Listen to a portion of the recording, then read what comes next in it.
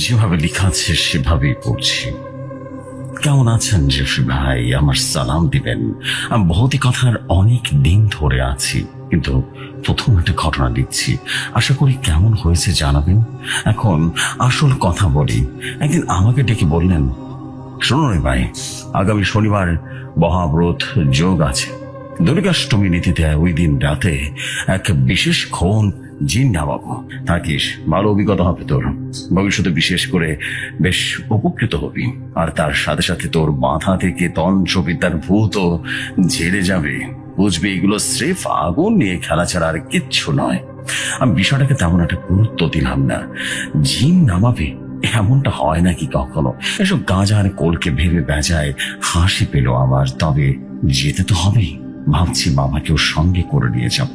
বাবাকে বলাতে তিনি জানালেন, সন্ন্যাসী খুড়ো তাকে আগেই সবকিছু জানিয়েছেন, আমরা একসাথে যাব। যতই টান পিঠের স্বভাব হোক না কেন, জিন নামানোর মতো একটা অলৌকিক ঘটনার সাক্ষী হব, এই কথা চিন্তা করতেই কেমন যেন বুকের ভেতরটা ঠান্ডা হয়ে গেল। দুর্গাষ্টমীর সন্ধ্যা, সময়টা শীত নয়, ঠিক কোন মাস তা খেয়াল নেই, তবে গরমের ভাব তখনও কিছুটা আছে। আমি আর বাবা স্নান করে নতুন বস্ত্র পরে শ্রদ্ধাচার মেনে চললাম খুড়োর বাড়িতে। স্নান করা শুদ্ধচারের প্রক্রিয়া অবশ্য উনি আগেই আমাকে বলে দিয়েছেন। গিয়ে দেখি যজ্ঞ প্রস্তুত। ঘরের ঠিক মাঝখানে ইট, কাদা মাটি ইত্যাদি দিয়ে বেশ বড় একটা যজ্ঞের বেদি করা হয়েছে। তার এক পাশে বসে খুড়ো বেশ শেষবারের মতো যজ্ঞে সবকিছু তত্ত্বাবধান করে দিয়েছেন। যজ্ঞ বেদির অন্য পাশে 5টা কাঠের পিঁড়ি পাতা, আর তার পেছনে প্রায় সারা ঘর জুড়ে খেজুরে পাতার পাটি পাতা আছে, যাকে চাটাই বলে। বারান্দা, প্রায় সারা বারান্দা জুড়ে রীতিমতো চাটাই পাতা। কিছুক্ষণ পরে খুড়ো দু চোখ বুঝে পদ্মা স্নোনে বসলেন এবং বিড় করে কিসব যেন বংশ আওড়াতে লাগলেন। মিনিট 5 এভাবে থাকার পর লাল টকটকে চোখ খুলে তীব্র ঝাঁঝালো বজ্র খালি কণ্ঠে বলে উঠলেন, আজ দুর্গাষ্টমীর মহাব্রত তিথি। আমি জিনকে আহ্বান করব। গ্রামে যার যা সমস্যা আছে, যা রোগ ব্যাধি আছে, একে একে এসে আমাকে বলবে। সবার সমস্যার সমাধান করে দেবে সে, মুক্ত করে দেবে সে। সবাই সুস্থ হয়ে ঘরে ফিরে যাবে। কিন্তু সাবধান, কয়েকটা বিষয় করা ভাবে তীক্ষ্ণ নজর রাখতে হবে। 5 জন করে পিড়িতে বসবে। তারা প্রত্যেকে পদ্মা স্নানে বসবে। পিড়ি বেশ বড় আছে, কোন সমস্যা হবে না। এবার আসল বিধিটা শোনো সবাই, মনোযোগ দিয়ে শুনবে। আমরা ঘরেই ছিলাম, তবে এক পাশে খুড়োর দিকে কেউ থাকার নিয়ম নেই। এ কথা বলার পর চাপা উত্তেজনা কথাবার্তা থেকে অন্যদিকে তাকিয়ে দেখি গ্রামের লোকজন যেন ভিড় করে আছে। ঘর বারান্দা প্রায় ভরে গেছে। খুড়ো কোনো দিকে নজর না দিয়ে পড়ে চললেন। 2 হাতে বড় আঙ্গুল দুটোকে বাকি আঙ্গুলের মধ্যে আবদ্ধ করে মুষ্টি তৈরি করে হাঁটুর উপরে সোজাভাবে রাখতে হবে, যাতে তেলোর দিকটা নিচে থাকে। বাকি যারা আছে সবাইকে বজ্র স্নানে বসতে হবে, আর তারাও ঠিক একইভাবে মুষ্টি করে একই ভঙ্গিতে বসবে। সাবধান, যতক্ষণ প্রতিক্রিয়ার সমর্থ না হয় এবং জিন বিদায় না হয়, কেউ কিন্তু আসল ছেড়ে উঠতে পারবে না। উঠলে কিন্তু বিপদ। আর হাতের বদ্ধ মুষ্টি খুললে বসে থাকা পিড়ি এবং যজ্ঞের বেদির ইট শটান করে পড়বে মাথার ব্রহ্মতলতে। খুব সাবধান করে দিচ্ছি, আগে থেকে সাবধান করে দিচ্ছি। যাদের সমস্যা আছে তারা শীঘ্রই এবারের সীমানার বাইরে চলে যাও। পরে কিন্তু কিছু হলে আমাকে দায় দিতে পারবে না, বলে দিলাম। যা হোক, ডান পিঠে ডাকা বগলও হলেও বুক যেন একটু একটু করে দৌড়ো করছিল। তার স্বীকার করতে লজ্জা নেই। বুকের মধ্যে যেন টিপ টিপ করতে শুরু করলো। তবুও কি করে কি হয়, এই প্রবল ইচ্ছাকে সে বর্ষ দমিয়ে রাখতে পারলাম না। শিখাই যাক না কেন কি ঘটে। চারিদিকে একবার তাকিয়ে দেখি লোকে রীতিমতো লোকারণ্য অবস্থা। অনেকেই স্থানভাবে হেতু বাড়িতে বসার জিন এনে স্থান দখল করেছে। বুঝতাম এসব খুড়োর বুঝরো কি নয়, হয়তো সকলেই জানবেও মানেও সন্ন্যাসী তান্ত্রিকের ক্ষমতাকে। তাই স্বভাবতই আমার মনের ভেতরও তার জন্য শ্রদ্ধার উদ্রেক হলো। এবার আসল মুখ্য ঘটনার জন্য অপেক্ষা করা যায়। সময় বসলাম খুড়োর নির্দেশ মতো। তিনি ততক্ষণে যজ্ঞ শুরু করে দিয়েছেন। যজ্ঞের বিধির 3 পর্বে যা সারিতে সারিতে চারিদিকে ঘিরে প্রদীপে আলো জ্বালানো। একটা বড় পিলসুজের উপরে বন প্রদীপটা চলছে। খুড়োর ডান পাশে চারদিকে যেন অপার্থিব এক নিস্তব্ধতা বিরাজমান। শুধু খুড়োর বংশপাঠ শোনা যাচ্ছে। এবার সত্যি সত্যি কিন্তু আমার একটু ভয় লাগতে লাগলো। ততক্ষণে এক অন্য বিপর্যয় শুরু হয়েছে। কোথাও ঝড় নেই, বাতাস নেই, তবু যেন ঝড়ের মহার রণতাণ্ডব শুরু হয়েছে। আর সেই তাণ্ডব কেমন মাত্র খুড়োর বাড়ির মধ্যেই সীমাবদ্ধ। গাছপালা যেন ভেঙে গড়িয়ে পড়েছে। সন্ত্রাসী তান্ত্রিকও তখন চোখ বন্ধ করে মঞ্চপাঠ থামিয়ে আমাদের উদ্দেশ্যে চেঁচিয়ে বলে চলেছেন, কেউ ভয় পেয়ে হাত খুলবেন না, আসন ত্যাগ করবেন না। আমি জিন আহ্বান করেছি, সে আসছে, একটু পরে সব শান্ত হয়ে যাবে। যা বলছি তাই করো সবাই, নইলে তোমাদের সাথে কিন্তু বিপদ, আমারও বিপদ হবে। জিন আহ্বান করা কিন্তু কোনো সাধারণ কাজ নয়।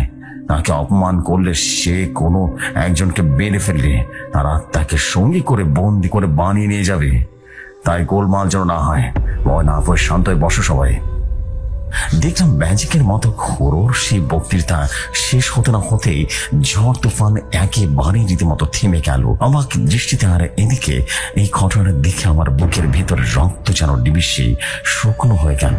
দেখলাম ঝড় থামার সাথে সাথে বেদির 3টা পর্বে সাজানো প্রদীপগুলো যেন একে একে নিভে গেল। মনে হলো যেন একটা ফোন দিলেই সেই প্রদীপগুলো নিভিয়ে দিয়েছে কেউ একজন। আর তখনই এক আশ্চর্য জিনিস দেখে মেরুদণ্ড পেয়ে যেন বরফ গলা জলের এক স্রোত প্রবাহিত হয়ে গেল। দেখলাম প্রকাণ্ড এক দেহধারী কিছু একটা জীব খুড়োর পাশে বসে আছে। খুড়োর ডান পাশে পিপাসু হয়ে রীতিমতো থাকা প্রদীপগুলো আশ্চর্যভাবে তখনও জ্বলছে। আর তার মৃদু আলোয় সে বিশাল লোমশ দেহটা যেন বুঝে গেল সে বুকটা আধারে আবৃত ছিল। কারণ তার দেহটা এতটাই বিশাল ছিল যে সন্ন্যাসী তান্ত্রিকের 6 ফিট দেহের প্রায় দ্বিগুণ বলে মনে হলো। তার বসার হাবভাব দেখে মনে হলো যে সে খুড়োর বশবর্তী হয়ে কাজ করলেও স্বেচ্ছায় আসেনি।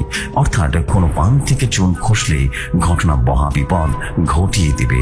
খুড়ো বললেন, জিন প্রস্তুত আছে, তোমাদের যা যা সমস্যা তাড়াতাড়ি আমার বলা নিয়ম মতো জানাও। ওর হাতে কিন্তু সময় একদমই কম। 5 জন করে পিড়িতে বসতে লাগলো, তাদের সমস্যা বলতে লাগলো।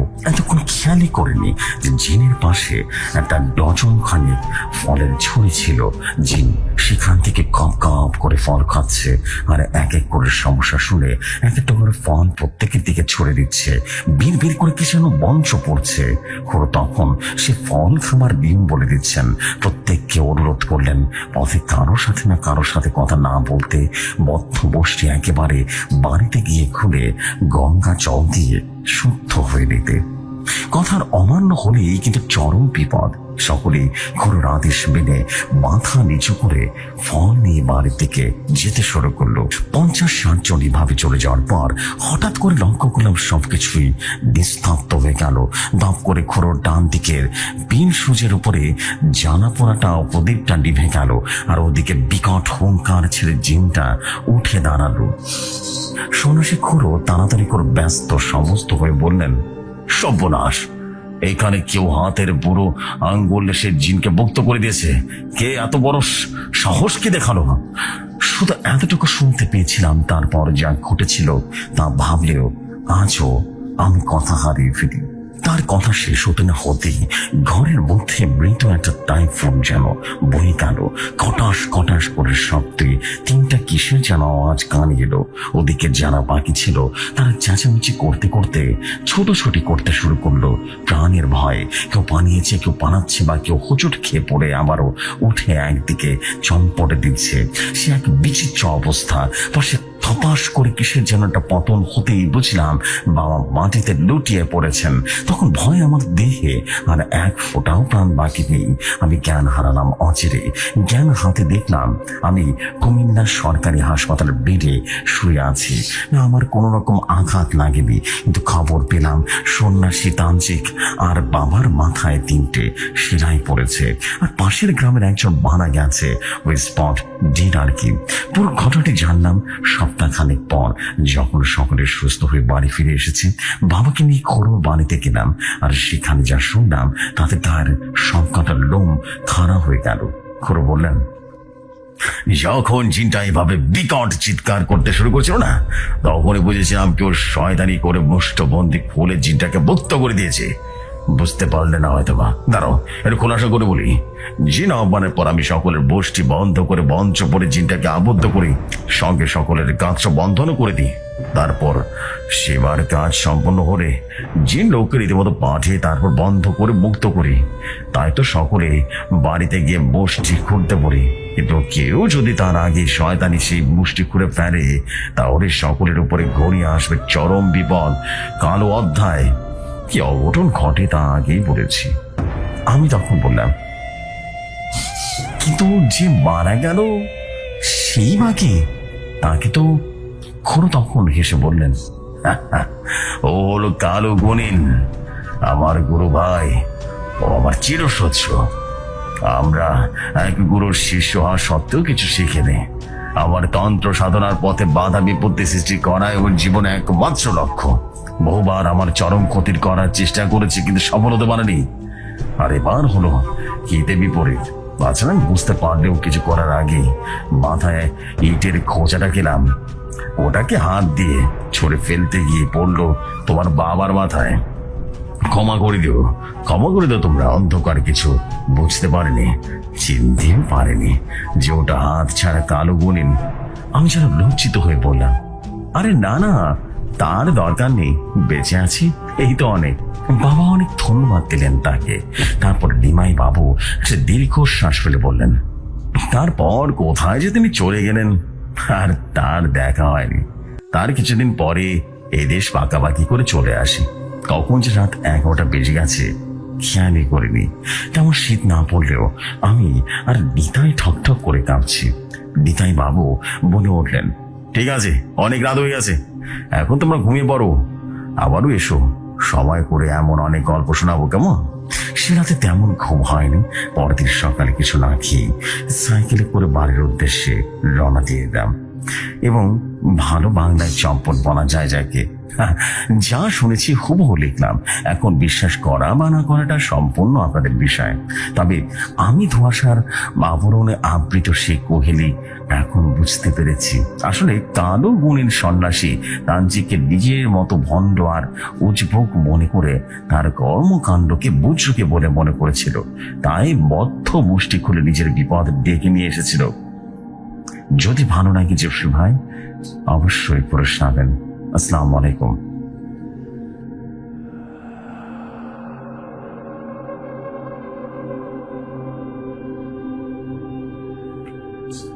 ওয়ালাইকুম আসসালাম প্রিয় ভাই, thank you very much for your story. And আপনি প্রথমবারের মতো স্টোরি লিখেছেন, আপনাকে অনেক অভিবাদন জানাই। সো আমরা কিন্তু প্রথম স্টোরি শুনে ফেললাম আজকে। দেখতে দেখতে 910তম এপিসোডে আমরা কিন্তু আজকে চলে এসেছি ভাবা যায়। And this is one of the most amazing moment. আমরা কিন্তু ধীরে ধীরে ভৌতিক কথা কিন্তু 1000 পর্বের দিকে আগাচ্ছে। আর যেদিন 1000 পর্ব হবে সেদিন একটা সুপার স্পেশাল এপিসোড আপনারা শুনবেন, এটা আমার বিশ্বাস। বিকজ 910তম এপিসোড অলরেডি হয়ে গেছে, কালকে আমরা 911 শুনবো, এভাবে করে সামনে যেতে থাকবে। সো 1000তম এপিসোড আমরা যেদিন করবো 1000, and that will be the greatest day আমার কাছে যেটা মনে হয়। সত্যি কথা বলছি, বিকজ আমি বিলিভ করি যে এই একটা 50 অফিসের গাড়ি আমাদের বাসার সামনে ডামিয়ে দিয়ে গেল, কাঁধের উপরে শীতের ভার, কিন্তু মনটা হালকা। 12 ঘন্টা শিফট করে বাসায় ফিরেছি, এটাই একমাত্র স্বস্তির কারণ। নানা নানির হার্টের অসুখ, তাই রাতের বেলা বিন্দু মাত্র শব্দ করা নিষেধ। একরকম বিড়ালের মতো নিঃশব্দে পসিবল গেট খুলে 4 তলা আমাদের জেলে কোঠার দিকে পা বাড়ালাম। টেবিলে ভাত রাখা হয়েছে, সাথে জমে যাওয়া গরুর মাংস আর ঘন মুগ চাল। এরা তখন পেটের ভেতরে হলস্তল বাঁধিয়ে দিয়েছে। 2 মিনিটের মধ্যে হাপুস হুপুস করে সবটা শেষ করে জামা কাপড় ছেড়ে চোখের মুখে পানি দিয়ে দিলাম। ঘড়িতে তখন বাজে 2:06। অনেকের জন্য এটা মাঝরাত, কিন্তু আমার কাছে কেবল রাতের শুরু। গাড়ি থেকে নামার সময় দেখেছিলাম আকাশের চাঁদটা যেন এক বিশাল রূপালী তারার মতো ঝলমল করছে। এমন রূপালী রাতের সৌন্দর্য উপভোগ না করে ঘরে বসে থাকাটা এক প্রকার অন্যায়। একটা চাদর গায়ে জড়িয়ে পকেট থেকে গোল লিফটটা বের করে আগুন জ্বালালাম। ধীরে ধীরে ধোঁয়া ছাড়তে ছাড়তে ছাদে এসে দাঁড়ালাম। বাসার পাশে আশিয়ান সিটির বিশাল বালির মাঠ চাঁদের আলোয় চকচক করছে, আর উত্তরের হিমের বাতাসটা যেন সৌন্দর্যের মতো বাচ্চা যোগ করেছে। বুকের ভেতরটা এক অজানা সুখ যেন ভরে উঠলো। মনে হলো এমন রাতে মানুষ বুঝে ফেসবুকে স্টেটাস দেয়, লাইফ ইজ বিউটিফুল। নিজের মধ্যে এতটা ডুবেছিলাম যে হোশ ফেললো আঙ্গুরের সিগারেটের ছ্যাঁকায়। তোর শালা, নিজেকে রীতিমতো গালি দিলাম, মাথাটা ঠান্ডা করলাম, সিগারেটটা ফেলে দিয়ে ঘরের দিকে পা বাড়ালাম। হঠাৎ করে আমার গতি থেমে গেল। জমাট বাঁধা অন্ধকার। আমি সাবধানে পা ফেলে দরজার দিকে তাকালাম আর বরফের মতো জমে গেলাম। আমার জীবনে ভয়ের অভিজ্ঞতা কম নয়।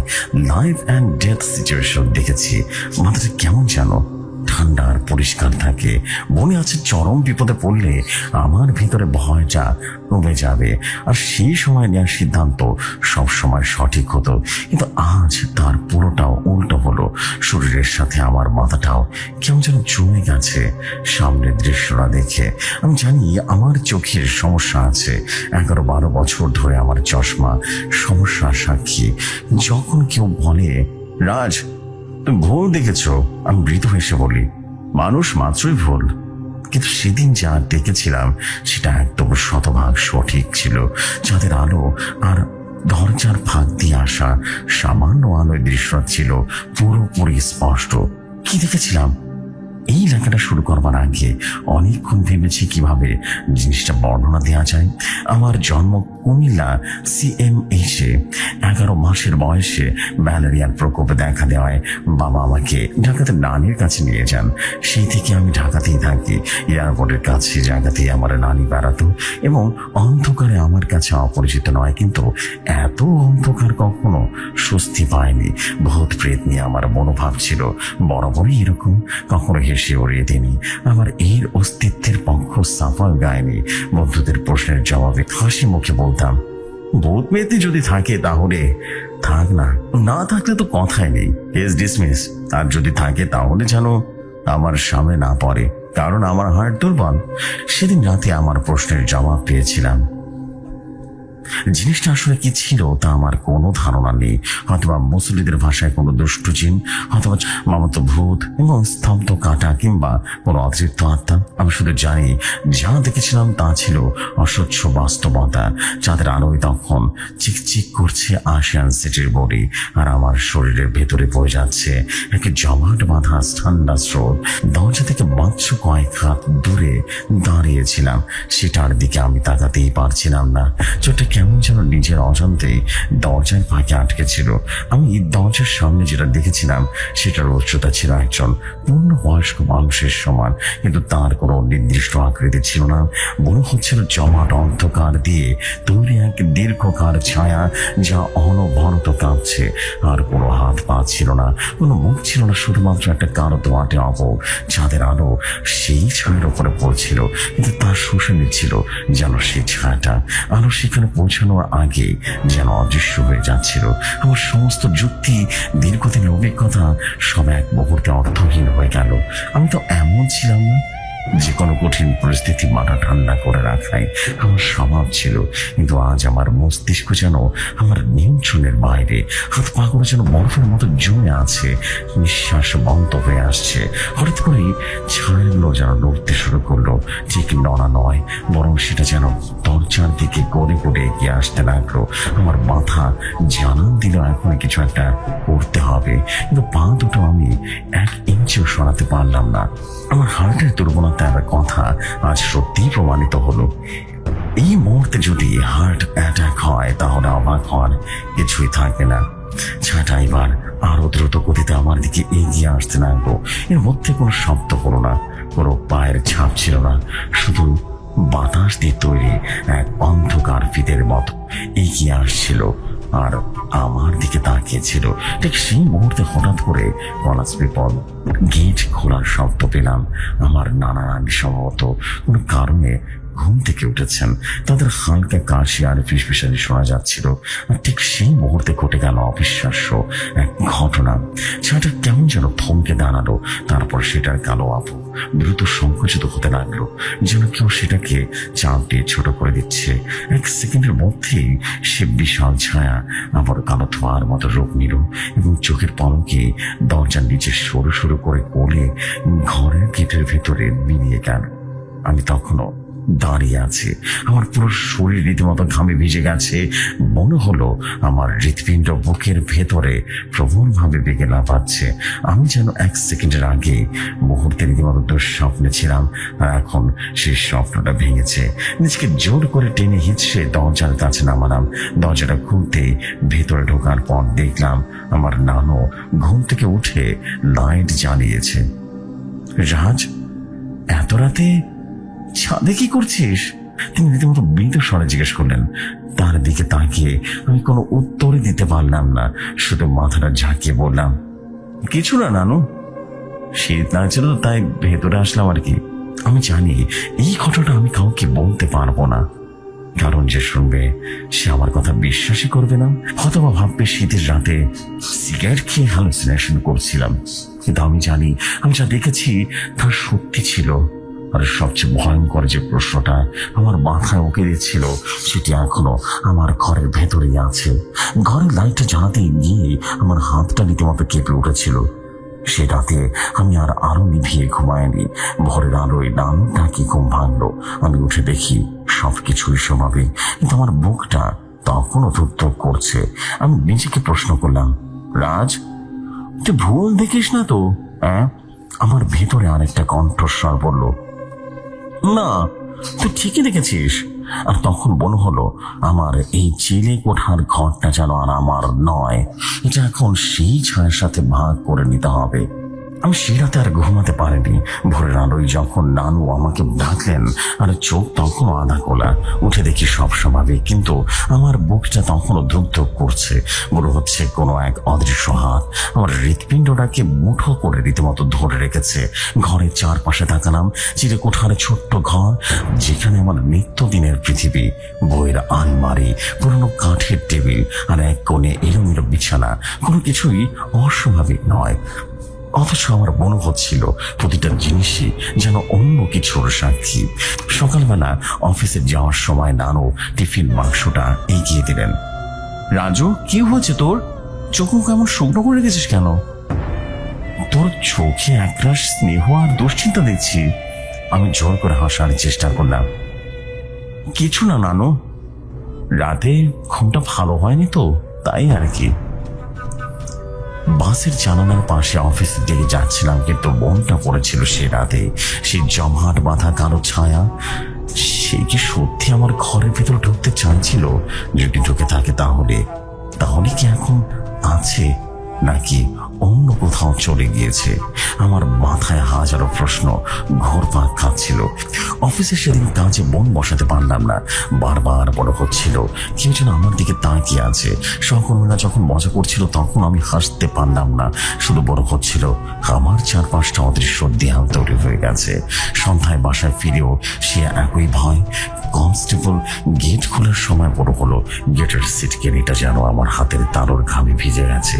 নিঃশব্দে সে সিঁড়ি দিয়ে 4 তলায় উঠেছি, আর আমার মনে হচ্ছে ছায়াটা যেন এখনই আমার সামনে দাঁড়িয়ে আছে। দরজার কাছে এসেও কিছুক্ষণ দাঁড়িয়ে রইলাম। কোনো শব্দ নেই, কোনো নড়াচড়া নেই।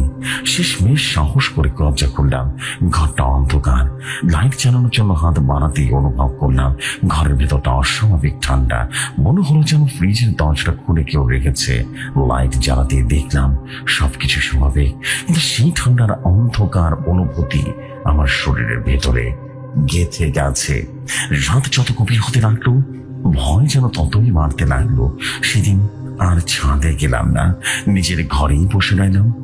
ঘড়িতে রাত তখন 12টা। হঠাৎ করে সব ইলেকট্রনিক্স জিনিসপত্র বন্ধ হয়ে গেল।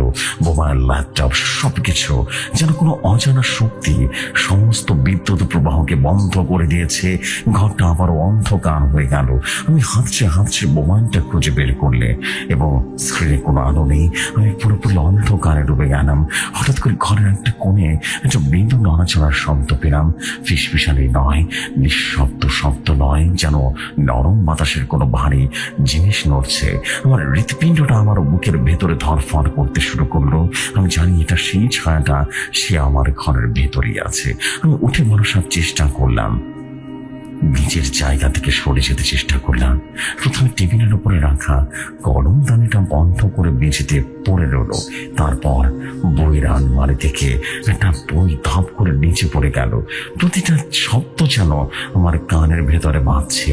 আমি বুঝতে পারছিলাম ছায়াটা আমার চারপাশ থেকে যেন ঘুরে বেড়াচ্ছে, সে হয়তো আমাকেই খুঁজছে। হঠাৎ করে আমার চোখের সামনে একটা ঠান্ডা বাতাস বয়ে গেল, যেন কেউ আমার বুকের উপরে এসে নিঃশ্বাস নিচ্ছে। আর তখন আমি অনুভব করলাম আমার পায়ের কাছে কিছু একটা দাঁড়িয়ে আছে।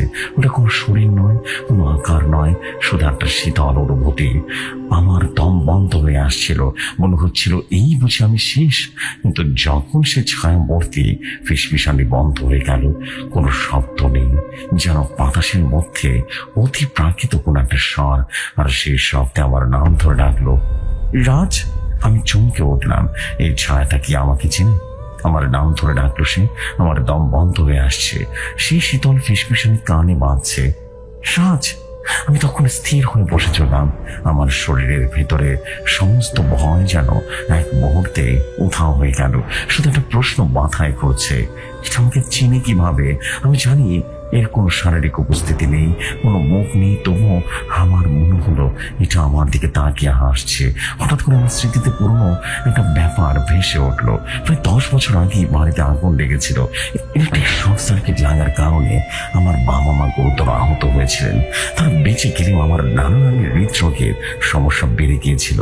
সেদিন রাতও ছিল, আর আমার চিরকোঠার ঘরটা ধোয়ার ভেতরে ভয় গিয়েছিল। আমি নিচে নেমে যেতে পারিনি, এরকম দম বন্ধ হয়ে আসছিল। কিন্তু সেই সময় আমার এক বন্ধু, যার নাম আমি ভুলে গিয়েছিলাম, সে আমাকে বাঁচিয়েছিল। কিভাবে যেন সে ধোয়ার মধ্য থেকে আমাকে বের করে এনেছিল। আমার মনে পড়ল সেই বন্ধুটার নাম ছিল রফিক। সে আগুনে পুড়ে মারা গিয়েছিল। তার শরীরটা যেমন পুড়ে গিয়েছিল, সে তার কোনো আকৃতি ছিল না, শুধু একটাই কালো বিকৃত অবয়ব ছিল। আমার শরীরের সমস্ত শক্তি নিয়ে আমি জোরে চিৎকার করে বললাম, রফিক, তুই এখানে কেন? সাথে সাথে ঘরের ভেতরে সব অন্ধকার যেন শব্দ থেমে গেল। আমার মোবাইল, ল্যাপটপ সব জ্বলে উঠলো, আর ঘরের ঠান্ডা ভাবটাও মিলিয়ে গেল।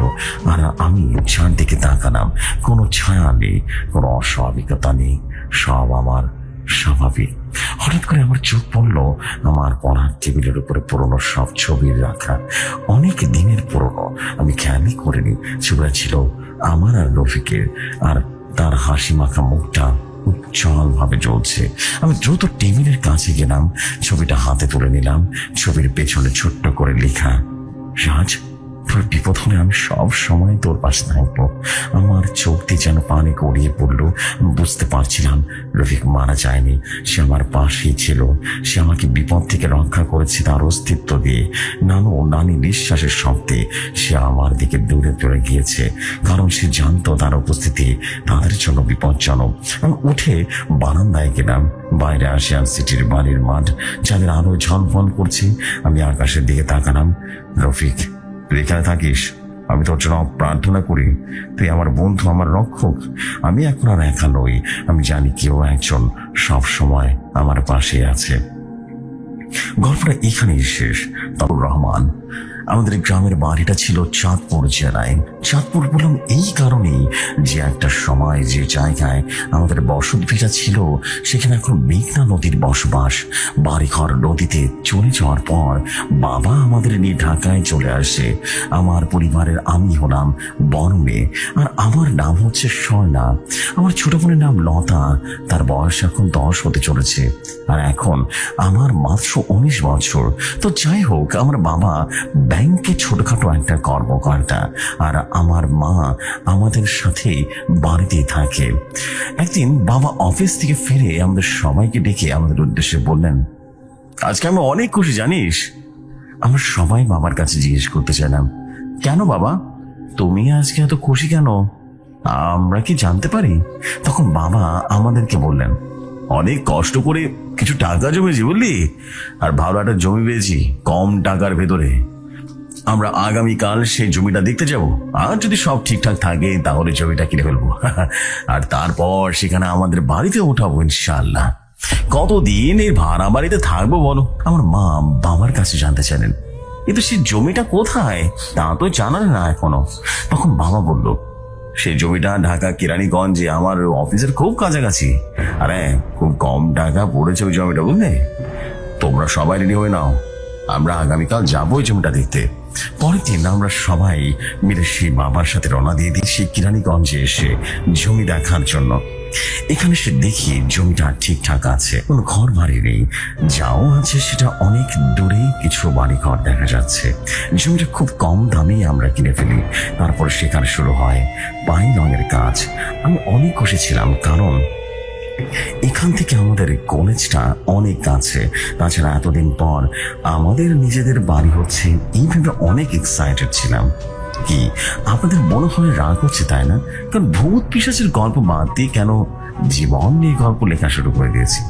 দয়া করে রাগ করবেন না, আমি আপনাদের বিস্তারিত ভাবে বোঝানোর জন্য একটু খোলাসাভাবে বর্ণনা দিচ্ছি। যাই হোক, মূল ঘটনায় আসি। একদিন আমি কলেজ থেকে ফেরার পথে ভাবলাম, যাওয়ার সময় আমাদের সেই জায়গাটা দেখে যাব। সেখানে বাড়ির কাজ কতটা দূর এগোলো সেটা দেখতে আমি হাঁটতে হাঁটতে আমাদের সেই জায়গাটার কাছাকাছি চলে আসি। এসে দেখি মিস্ত্রি ভাইরা বাড়ির কাজ করা শুরু করে দিয়েছে। আমি কিছুক্ষণ সেখানে গিয়ে দাঁড়ালাম। হঠাৎ সাইড থেকে একটা কাউন্টার থেকে আমাকে উদ্দেশ্য করে বলল, আপনি শফিকুল সাহেবের মেয়ে না? তখন আমি বললাম, জি চাচা, আমি তার মেয়ে। তাহলে আমাদের বাড়ির কাজটা আপনারা করছেন? তখন কাউন্টারে বসে থাকা সে চাচা আমাকে বলল, আপনি একটু দাঁড়ান এখানে, আমার আপনাকে কিছু দেওয়ার আছে বুঝলেন, একটু দাঁড়ান। এই বলে সে আবারও সে সাইডে চলে যায়। 2 মিনিট পর আমি দেখি তার হাতে করে একটা বাক্স নিয়ে এসেছে আমার কাছে। সে বাক্সটা দেখতে খুবই অদ্ভুত লাগলো। বাক্সটির চারপাশে কিছু আরবি হরফে লেখা। বাক্সটার মুখটা ছোট্ট একটা তালা দিয়ে লাগানো। কাউন্টার চাচা আমার কাছে এসে বললেন, এই বাক্স পাইলিং করার সময় আমরা খুঁজে পেয়েছি। দেখুন না মা, আমি খুব সৎ একজন ব্যক্তি। আমার জায়গা যদি অন্য কেউ হতো তাহলে এই বাক্সটা তালা খুলে দেখার চেষ্টাও করতো, এতো আমি কিন্তু সেটা করিনি। হ্যাঁ, এটা এখন তো আপনাদের জিনিস, তাই আমি আপনাদের কাছে ফিরিয়ে দিলাম। আমি চাচার কাছ থেকে সেই বাক্সটা হাতে নিয়ে বলি, ঠিক আছে চাচা, আমি এটা বাবাকে দিয়ে দেবো, কোনো সমস্যা নেই। আমি সেখান থেকে আবারও বাড়ির দিকে চলে আসি। বাড়িতে আসার পর আমি সেই বাক্সটা নিয়ে আমার ঘরে চলে আসি। বাক্সটা আমার বিছানায় একটা পাশে রেখে দিই।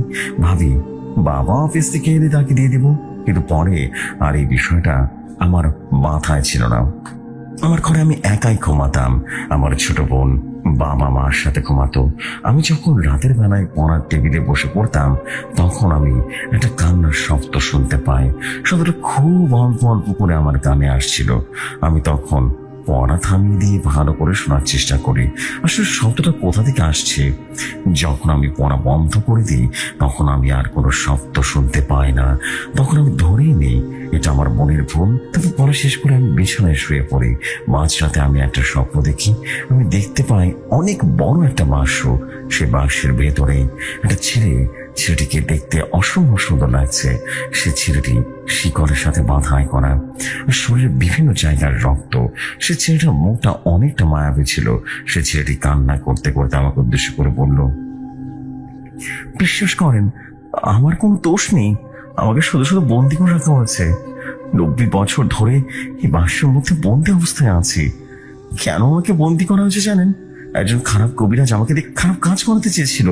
তবে আমি একজন ইমানদার জিন। তাহলে আপনারাই বলেন, আমি কি মানুষের জাদু কালো জাদুর মাধ্যমে ক্ষতি করতে পারি? যখন সেই কবিরাজের আদেশ অমান্য করি, তখন সে শক্তি ব্যবহার করে আমাকে বাক্সে বন্দি করে দেয়। সেদিনের পর থেকে আমি বন্দি, দয়া করে আমাকে মুক্ত করেন। বিশ্বাস করেছে এটা আমি ধরতেই পারিনি। আমি সিদ্ধান্ত নিয়ে ফেলি, আজকে কলেজ ছুটি হওয়ার পর বাড়ি ফেরার সময় শায়লাদের বাড়িতে ঘুরতে যাব। সেদিন কলেজে ছুটি হওয়ার পর আমি শায়লার সাথে দেখা করতে চাই। আমি গিয়ে দেখি শায়লা বিছানার উপরে শুয়ে আছে, আর তার মা বাবা তার পাশে বসে কান্না করছে। আর শায়লার পাশে গিয়ে বসি। আমাকে দেখে শায়লা তার মা বাবাকে বলে উঠলো, তোমরা একটু বাইরে যাও, আমাকে সাথে করে নিয়ে কিছু কথা বলতে চাই মা। শায়লার কথা শুনে তার মা বাবা তার বাইরে চলে যায়। তখন শায়লা আমাকে বলল, দোস্ত ঘরের দরজাটা লাগিয়ে দে। আমি ঘরের দরজাটা লাগিয়ে আবারও শায়লার কাছে গিয়ে বসি। তারপর শায়লাকে বলি, এসব কিছু কি হলো রে? তুই তো আমাকে কিছু বললি না। তখন শায়লা আমাকে বলল, আমি জানি আমার উপর কামচাঁদটা কে করেছে। তোর আসিফের কথা মনে আছে, যে আমাকে কলেজের সবার সামনে প্রপোজ করেছিল? কিন্তু আমি রাজি হইনি। সে আমার সাথে অনেক জোর জবরদস্তি করতে শুরু করে। তা আমি রাগিয়ে মাথায় তাকে চড় মারলাম। তোর কথা মনে আছে তো না সেই কথা? তখন আমি বললাম, কিন্তু শায়লা, আমি যতটুকু জানি আসিফ তো এখন বাংলাদেশে থাকে না, সে তো তার মামার কাছে লন্ডনে চলে গেছে, তাই না? তখন শায়লা আমাকে উদ্দেশ্য করে বলল, আমি জানি আসিফ এখন বাংলাদেশে নেই, কিন্তু সে দূরে বসে আমার সাথে এগুলো করছে। সে আমার উপরে 5টি খারাপ জিন চালান করেছে। আর হ্যাঁ জানিস আমার সাথে কি হচ্ছে? প্রতি রাতে 5টা করে জিন আমার সাথে খারাপ কাজ করে। আর আমি আমি আমার মা বাবাকে কিছুই বলতে পারি না। তার কথা শুনে আমি শায়লাকে বললাম, আচ্ছা তুই প্রথম থেকে সবকিছু করে বলতো, তোর সাথে এসব কি করে হলো বলতো? তখন শায়লা আমাকে বলতে শুরু করলো। আমি শায়লার ভাষায় বলছি, আজকে বাংলাদেশে চলে যাওয়ার পর 6 মাস উঠে যায়।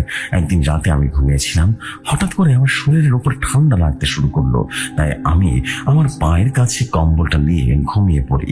মাঝরাতে আমি বুঝতে পারি কি আমার শরীরে যেন স্পর্শ করছে। আমার ঘুমটা ভেঙে যায়। ঘুম ভেঙে যাওয়ার পর আমি বুঝতে পারি আমার শরীরে কোনো পোশাক নেই, শুধু কম্বলটাই আছে আমার শরীরে। ঠিক তখন আমি বুঝতে পারি আমার কম্বলের নিচে কেউ একজন আছে, যার ঠান্ডা হাত দুটো আমার শরীরকে স্পর্শ করছে। আমি ভয় ভয় কম্বলের দিকে তাকাই, আর আমি যা দেখি একজন পুরুষ মানুষ আমার পাশে। আমি দেখতে পাই তার চোখটা নীল রঙের, আর তার সাথে বিশাল বড় বড় নখ, আর তার জিহ্বাটা যেন ঝুলে পড়েছে, আর সেই জিহ্বা দিয়ে আমার শরীর চেটে চেটে দিচ্ছে। এটা দেখার পর আমি জোরে চিৎকার দিতে যাব, তার আগে ভয়ঙ্কর দেখতে লোকটা আমার মুখ দাগ দিয়ে রীতিমতো চেপে ধরে। তারপর আমার শরীরের উপরে দিয়ে কম্বলটা উঠিয়ে ফেলে। আমি দেখে রীতিমতো ভয় পেয়ে যাই এবং লক্ষ্য করে সেই লোকটা উলঙ্গ। তখন সে ভয়ঙ্কর দেখতে লোকটা আমাকে বলে, আমি একজন জিন, আমার নাম অথমকাল, আমাকে তোর উপর চালান করা হয়েছে।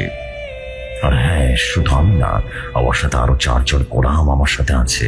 ওইদিকে তাকিয়ে দেখ। তখন আমি আমার ঘরের আশেপাশে তাকিয়ে দেখি সেখানে আরো 4 জন লোক দাঁড়িয়ে আছে। তারা 4 জন একই রকম দেখতে, তাদের চোখগুলো নীল রঙের, হাতে লম্বা নখ। সব থেকে জঘন্য বিষয়টা হলো তারাও পুরোপুরি উলঙ্গ হয়ে দাঁড়িয়ে আছে। সেদিন সে আমাকে উদ্দেশ্য করে বলল, আমাদেরকে আসিফ পাঠিয়েছে, সে 50টি কালো মহিষের মাধ্যমে তোর উপর আমাদের চালান করা হয়েছে। হ্যাঁ, ও হ্যাঁ, তুমি তো জানো আমরা প্রতি রাতে তোকে ধর্ষণ করি। আমরা এখানে বসে তোর সাথে যা যা করবো সেগুলো ও বসে বসে সেদিকে দেখতে পারবে কান জাদুর মাধ্যমে। এই কথা বলার পর তারা একে একে করে আমাকে ধর্ষণ করা শুরু করে। তারা 5 জনই আমার সাথে একেবারেই যেন সহবাসে লিপ্ত হয় এবং সব কাজ শেষ করার পর আমাকে বলল, আজকে থেকে তোর জীবন আমরা নরক বানিয়ে দেব, তুই শুধু দেখতেই থাকবি, কিন্তু আমাদের কিছুই করতে পারবি না।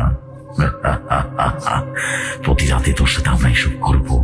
তুই যদি তোর মা বাবাকে সব বলিস, তাহলে তোর বাবা মাকে আমরা হত্যা করবো, কথাটা মনে রাখিস। সেদিনের পর থেকে এইভাবেই চলছে। আমি বাবা মাকে কিছুই বলতে পারছিলাম না। যদি বলতাম তাহলে সে অথমকাল আর তার সাথে 4 জন জিন মিলে আমার বাবা মাকে হত্যাই করে ফেলতো। জানিস, মাঝে মাঝে তারা আসিফের রূপ ধারণ করে আসে, তারপরে আমার সাথে অনেক খারাপ কাজ করে রে।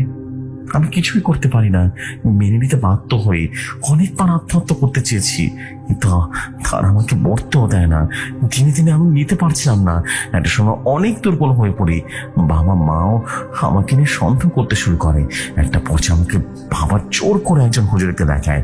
তখন হুজুর বলল, আরে এর উপর তো কালো জাদু করা হয়েছে। আচ্ছা, ব্যাপারটা আমি দেখছি, ঠিক আছে, আপনারা চিন্তা করবেন না, দেখি আমি কিছু করতে পারি কিনা। আচ্ছা, আপনারা এখন আসুন, দেখি আমি আগামীকাল আপনাদের বাড়িতে আসবো, কেমন? ইনশাআল্লাহ। এসব বলার পর আমরা বাড়ি থেকে চলে আসি। আর কিন্তু সে হুজুর আমাদের বাড়িতে আর আসেনি। বাবা যখন সে হুজুরের কাছে আবারও যায়, তখন সে হুজুর বলে, আমি আপনাদের কোনো সাহায্য করতে পারবো না, দুঃখিত। আপনারা দয়া করে আমার কাছে আর কখনো আসবেন না। সেদিন রাতে মা আমার কাছে ঘুমিয়েছিল। মাকে জড়িয়ে ধরে অনেকদিন পর একটা নির্ভয় ঘুম দিয়েছিলাম, কিন্তু মার সাথে আমার যখন ঘুম ভেঙে গেল, আমি আমি মাকে জড়িয়ে ধরে আছি। তখন সে ভয়ঙ্কর আতঙ্কান। আমি রীতিমতো ঘুম থেকে উঠে যাওয়াতে সে আমার দিকে হাসি দিয়ে বলে উঠলো, তোমার মাকে আমরা তোমার বাবার কাছে পাঠিয়ে দিয়েছি। তোমার বাবা যাই করুক না কেন, এখন তোমার সাথে আমরা খেলবো। এটা বলে তারা আবারও আমার উপরে ঝাঁপিয়ে পড়ে। এরপর বাবা অনেক বড় বড় হুজুর, কবিরাজ, আলেম এদেরকে আমাদের বাড়িতে নিয়ে আসে, কিন্তু যারাই আমাদের বাড়িতে আসে দেখতে পায়, তারা নিজ দায়িত্বে কাজটি মানা করে দেয়, বলে তারা পারবে না এই কালো জাদুটা বিনষ্ট করতে। সবকিছু মাঝে আমি কলেজে যাওয়া থামাইনি দোস্ত, কিন্তু তোদের কাউকে আমি বুঝতে দিইনি প্রতি রাতে আমার সাথে কি অমানবিক নির্যাতন চলছে। এসব কথা বলছিল শায়লা। আমার খুব কান্না হচ্ছিল। ওর কান্না দেখে আমার খুব কান্না চলে আসে। কি বলে ওকে সান্ত্বনা দিব আমি বুঝতে পারছিলাম না। আমি কিছু না বলেই ঘর থেকে বেরিয়ে আসি। বাড়িতে আসার পর আমি আমার ঘরে বসে কান্না করছিলাম শায়লার জন্য। এত বেশি খারাপ লাগছিল যে আল্লাহ পাক যেন মেয়েটাকে এত কেন কষ্ট দিচ্ছে। রাতে আমি ঘুমিয়েছিলাম। সেদিন রাতেও আমি একই ধরনের স্বপ্ন দেখি। একটা বাক্স, আর বাক্সর ঠিক মাঝখানে একটা সুদর্শন পুরুষ বন্দি অবস্থায় পড়ে আছে। এবার সেই পুরুষটি আমাকে বলল, আমি তোমাকে সাহায্য করতে পারবো, তুমি শুধু আমাকে মুক্ত করো, তাহলে তোমার বন্ধু সাদাকে আমি সুস্থ করে দেব। সে অধম কাল, তার সাথে জিন আমি মেরে ফেলবো। তুমি শুধু আমাকে মুক্ত করে দাও। দেখো, আমি কোনো খারাপ জিন না, আমি একটা ভালো জিন। আমি তোমার ঘরের বাক্সের মধ্যেই বন্দি আছি, আর তোমার সাথে কথা বলার জন্য আমি তোমার স্বপ্নে আসি। আমাকে দয়া করে মুক্ত করে দাও। আমি কথা দিচ্ছি তোমার বান্ধবীকে আমি সাহায্য করব। ঠিক তখনই আমার ঘুম ভেঙে যায়। আমি ঘড়ির দিকে তাকিয়ে দেখি রাত এখন 3টা বাজে। ঠিক তখনই আমার ঘরের টেবিলে রাখা সে অদ্ভুত বাক্সটা হঠাৎ করে নড়ে উঠলো, যেটা দেখে আমার স্বপ্নের কথা মনে পড়ে যায়। ভয় ভয় সে বাক্সের কাছে যায়। ভাবছিলাম আসলে কি বাক্সের ভেতরে কোনো জিনকে বন্দি করে রেখেছে কেউ। এই বাক্সটা টানা ভেঙে দেখি, আরে একবার খুলে দেখি না কি হয়। আমি আমার ঘরে থাকা ছোট হাতুড়িটা দিয়ে সেই বাক্সে লাগানো ছোট্ট তানাটা ভেঙে দিই। তারপর সেই বাক্সটা খুলে ফেলি। বাক্সটা খোলার সাথে সাথে আমার ঘরটা সাদা ধোঁয়া দিয়ে যেন ভরে যায়। আমি তো অনেক বেশি ভয় পেয়ে যাই। আমি অনেক বড় বড় করে ফেললাম এই বাক্সটা খুলে। আমি ভয় ভয় আমার খাটের উপরে উঠে পড়ি। তখনই আমি দেখি আস্তে আস্তে আমার ঘরের সাদা ধোঁয়াগুলো আস্তে আস্তে আমার জানালা দিয়ে বের হয়ে যায়। আর ধোঁয়া কেটে যাওয়ার পর আমি দেখতে পাই আমার ঘরের দরজার কাছে সেই পুরুষটি দাঁড়িয়ে আছে, যাকে আমি স্বপ্নের মাঝে দেখেছিলাম। শিকল বাঁধা অবস্থায় আমি দেখছি সেই সাদা পাঞ্জাবি পরা স্বপ্নের মতো তার শরীরে অনেক জায়গায় রক্ত বের হচ্ছে। সে যেন কোনোভাবেই টানাতে পারছিল না। সে হঠাৎ আমাকে বলল, আমার নাম মুসা, আমাকে ভয় পাবেন না, আমি আপনার কোনো ক্ষতি করব না, আমি একজন ভালো জিন। আপনি যখন ঘরে আসলেন তখন আমি বাক্সের ভেতর থেকে আমার শক্তির মাধ্যমে জানতে পেরেছি আপনার বান্ধবীর অসুস্থতার কথা। দেখুন, আমি আপনাকে সাহায্য করতে চাই, কারণ সে মেয়েটির সাথে যা ঘটেছে একমাত্র সে কষ্ট সে মেয়েটি বুঝতে পারে। দেখুন স্বর্ণা, আমি আপনাকে যা যা শিখিয়ে দিচ্ছি আপনি তা করেন। আপনি একটা কাগজ আর একটা কলম আমার কাছে এনে দিতে পারেন। আমি তখন তার কাছে একটা সাদা কাগজ আর একটা কলম এগিয়ে দিই। আমি দেখছিলাম জিন মূসা ঠিকভাবে দাঁড়াতে পারছিল না, কারণ সে অনেক দিন যাবৎ সেই বাক্সের ভেতরে বন্দি ছিল। আমি তাকে ধরে আমার খাটে নিয়ে বসিয়ে দিই। আমি দেখি সে ওই কাগজের ভেতরে কিছু একটা কোরআনের আয়াত লিখে দিল বাংলাতে। আর মূসা আমাকে বলল, আপনি আগামীকাল আবারও আপনার বান্ধবীর কাছে যাবেন আর তার ঘরে প্রবেশ করে এই আয়াতটা পড়বেন, ঠিক আছে? ঘরের চার কোনায় চারবার ফু দিবেন। তারপর এই কাগজটা লেখা একটা ভাঁজ করে এই তাবিজের ভেতর ঢুকিয়ে তারপর গলায় বেঁধে দেবেন। এই কাজ করার পর সে 5টি জিন আর আসতে পারবে না। তবে তাকে পুরোপুরি সুস্থ করতে হলে সেই কালো জাদুটা বিনষ্ট করতে হবে।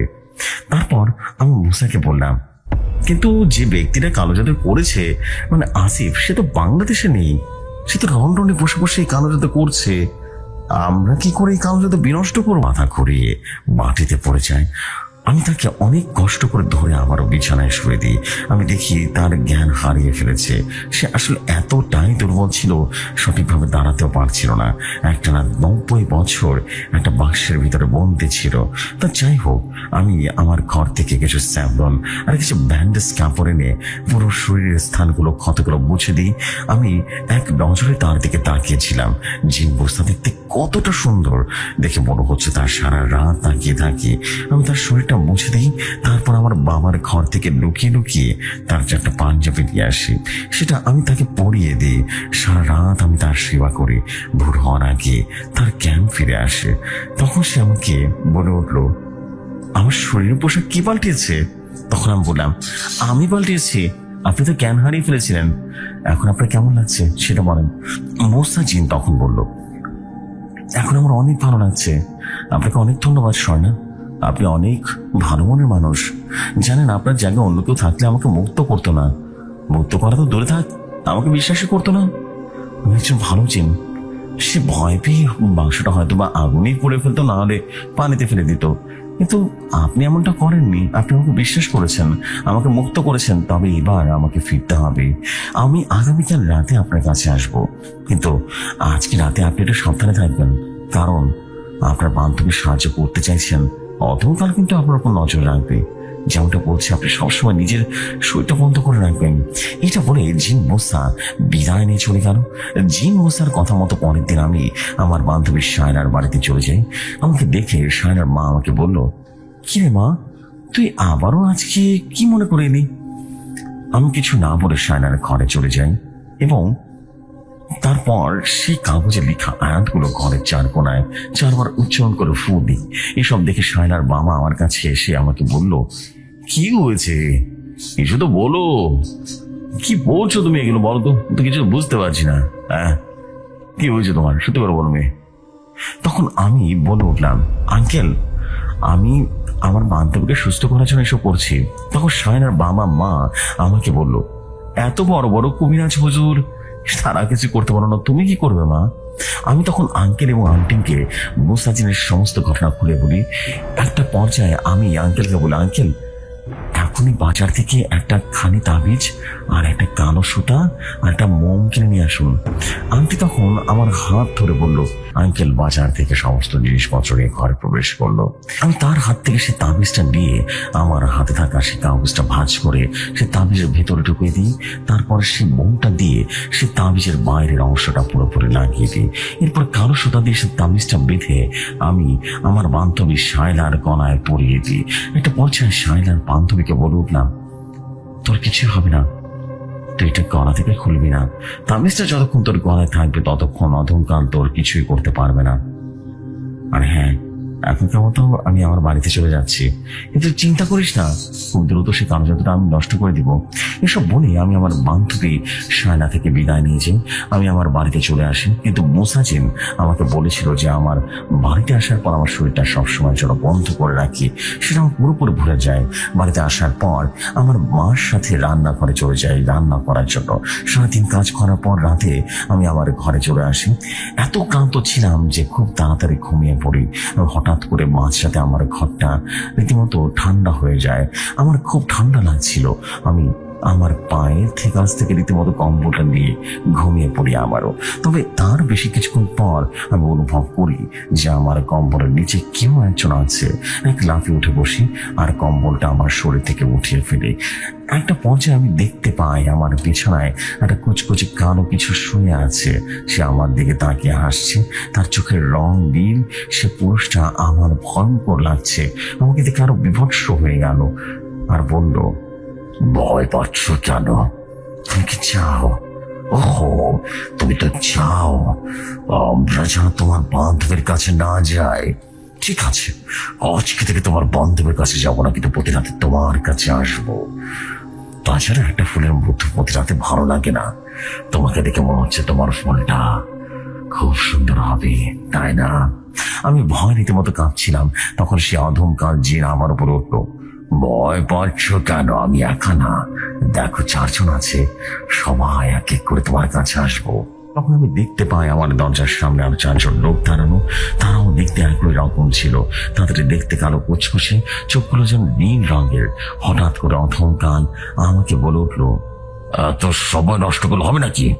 সময় নষ্ট করলে তো এখন আমার একাই রাত থাকতে হবে, তাহলে আমার সাথে বাকি জনরা কখন তোমার কাছে আসবে? হ্যাঁ, এটা বলে তারা ঝাঁপিয়ে পড়ে। আমার দুটো হাত দিয়ে আমি বিছানা চেপে ধরি আর তার জিভ দিয়ে আমার শরীরটা চাপতে শুরু করে কুকুরের মতো। তখন কেউ একজন একটা ধাক্কা দিয়ে আমার উপর থেকে দূরে ফেলে দেয়। আমি তখন দেখতে পাই আমার সামনে দাঁড়িয়ে আছে জিন বোসা। অথমকাল তখন জিন বোসাকে বলে উঠলো, দেখ, তোর সাথে আমার কোনো ঝগড়া নেই, তাই বলছি এখান থেকে চলে যা, না গলাস না। তখন মোসাজিন বলে উঠলো, কসমে জানের মালিক, যদি অনেক পায়ে নিয়ে আসিস তাহলে তোর মৃত্যুর জন্য তুই নিজে দায় থাকবি। তো জিফরি ভাই, কেমন লাগলো আজকের গল্পটা? এই গল্পের দ্বিতীয় পর্ব খুব দ্রুতই নিয়ে আসবো। সেই পর্যন্ত সবাই সুস্থ থাকবেন, ভালো থাকবেন। আর হ্যাঁ, লেখার মাঝে কোনো ভুল ত্রুটি হলে ক্ষমার সুন্দর দৃষ্টিতে দেখবেন। এই বলে আজকে আমরা বিদায় নিচ্ছি। আমি মাইনুল, ঢাকার ড্যামরা থেকে বলছি। আসসালামু আলাইকুম, আল্লাহ হাফেজ। এই গল্পের মূল লেখকের নাম আরিয়ান অভি, গল্পের নাম